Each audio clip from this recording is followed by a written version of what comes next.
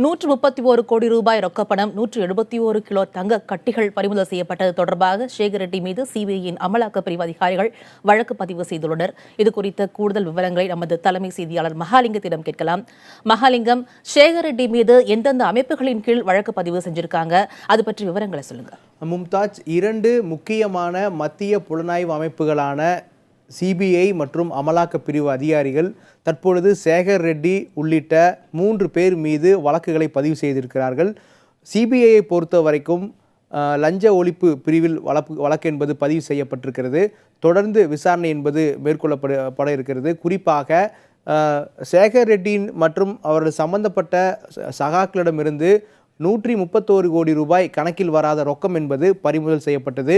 அதில் கிட்டத்தட்ட 30 கோடி ரூபாய் புதிய 2000 ரூபாய் நோட்டுகள்.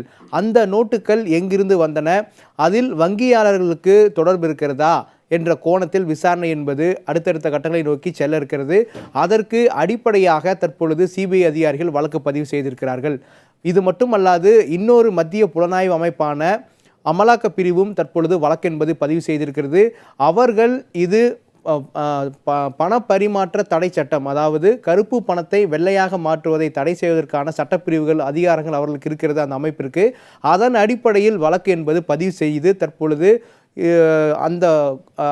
அந்த பிரிவின் கீழ் வழக்கு பதிவு செய்யப்பட்டு விசாரணையை தொடங்கியிருக்கிறார்கள். குறிப்பாக சேகர் ரெட்டிக்கு இவ்வளவு மதிப்புள்ள சொத்துக்கள் எங்கிருந்து வந்தது, இதில் அதிகாரிகளுடைய பங்கு இருக்கிறதா, விதிமுறைகள் மீறி இருக்கிறாரா என்ற கோணத்தில் விசாரணை என்பது நடைபெற இருப்பதாக அமலாக்கத்துறை அதிகாரிகள் சொல்லியிருக்கிறார்கள்.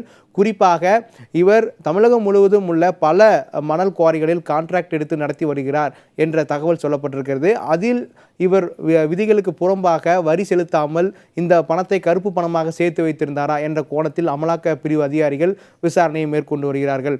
இது மட்டுமல்லாது மத்திய வருவாய் புலனாய்வுத்துறை அதிகாரிகளும் இந்த பறிமுதல் செய்யப்பட்ட 171 கிலோ தங்கம் எங்கிருந்து வந்தது, வெளிநாடுகளிலிருந்து கடத்தி வரப்பட்டதா, ஹவாலா தங்கமா என்ற கோணத்தில் அவர்களும் விசாரணையை தொடங்கி இருக்கிறார்கள்.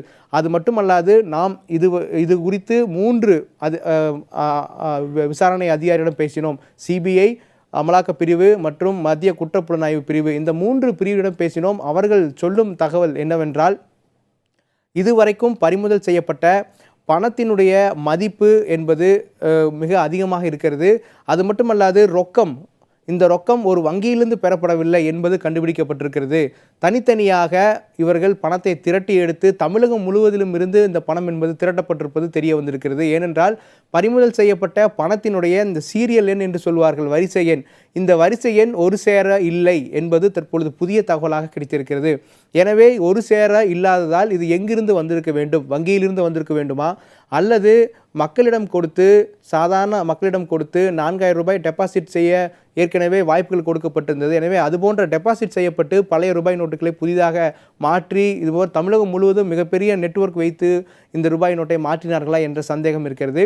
இதனால் தற்பொழுது வங்கி அதிகாரிகள், ஆர்பிஐ அதிகாரிகளுக்கு இதில் தொடர்பு இருக்கிறதா என்ற கோணத்தில் முக்கியமாக இந்த 2 சிபிஐ மற்றும் அமலாக்கப் பிரிவு அதிகாரிகள் விசாரணையை தொடங்கி இருக்கிறார்கள். மும்தாஜ்.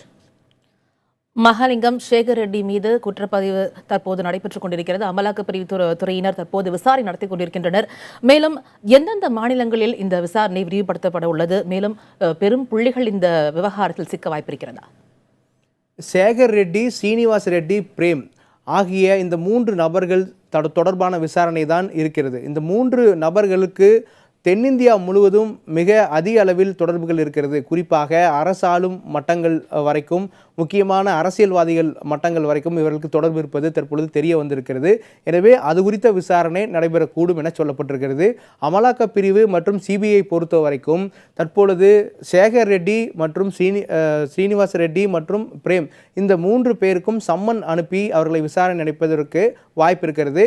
அது மட்டுமல்லாது இவர்களுக்கு உறுதுணையாக இருந்த அதிகாரிகள் யார் என்ற கோணத்தில் தற்பொழுது அந்த அதிகாரிகளை பட்டியலிட்டு அவர்களிடம் சம்மன் அனுப்பி அவர்களை விசாரணை நடத்துவதற்கும் வாய்ப்பு இருக்கிறது. அடுத்த கட்டமாக இந்த விசாரணை எல்லாம் இருக்கக்கூடும் என எதிர்பார்க்கப்படுகிறது.